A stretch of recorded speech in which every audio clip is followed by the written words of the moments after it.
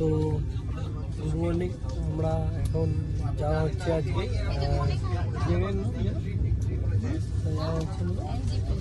তো নিউ জলপাইগুড়ি আমাদের যাওয়া হচ্ছে।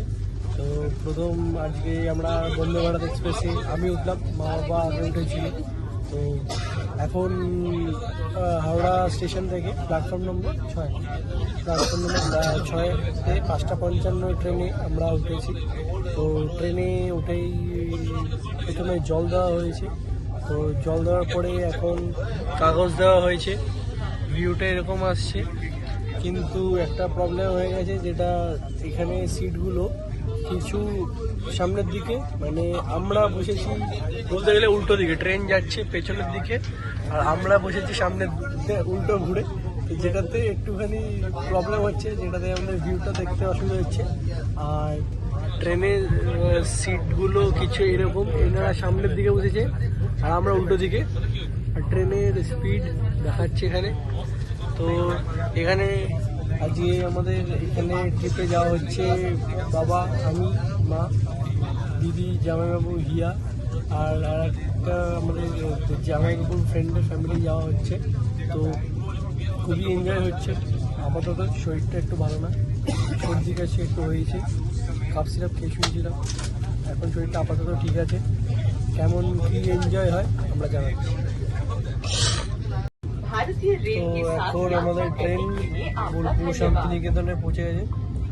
তো এখন 148 কিলোমিটার হাওড়া থেকে এসে গেছে। আমাদের এখন 7:40 মতো বাজে। এখন ব্রেকফাস্ট এসে গেছে। এটা কি আছে? লট্টো চকোপাই অরেঞ্জ, একটা জ্যাম, একটা বাটার, একটা পাউরুটি হবে ড্যামশিয়ার, এটা সস, আর এর মধ্যে ডিম হবে ড্যামশিয়ার মনে তো হচ্ছে। দেখা যাক। হ্যাঁ, ডিম সেদ্ধ ঠিক আছে। আর এখানে হ্যাঁ ডিম ঠিক আছে, ভালোই মস্তি হচ্ছে। তো ঘড়িতে এখন কটা বাজে?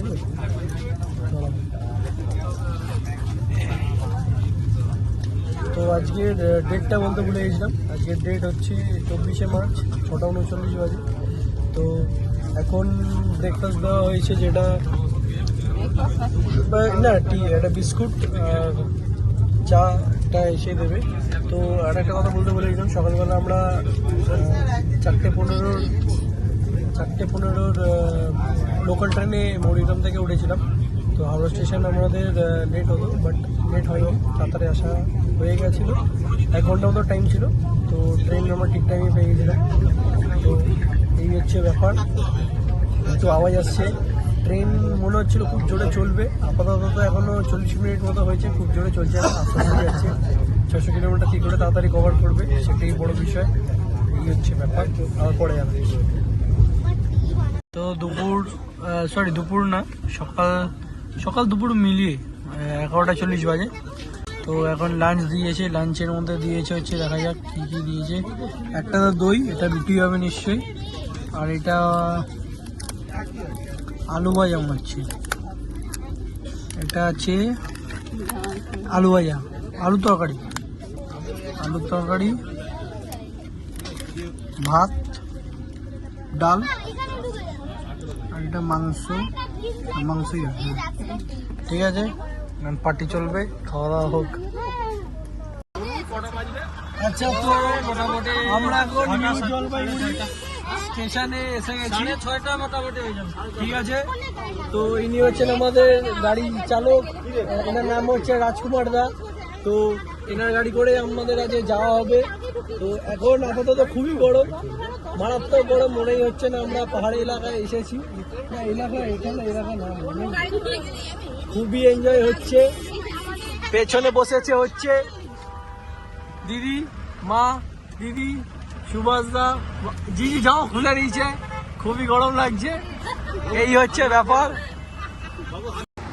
তো এখন আমরা এই জায়গাটার নাম হচ্ছে শিবক রোডটাতে ক্রস করে আসা হয়েছে।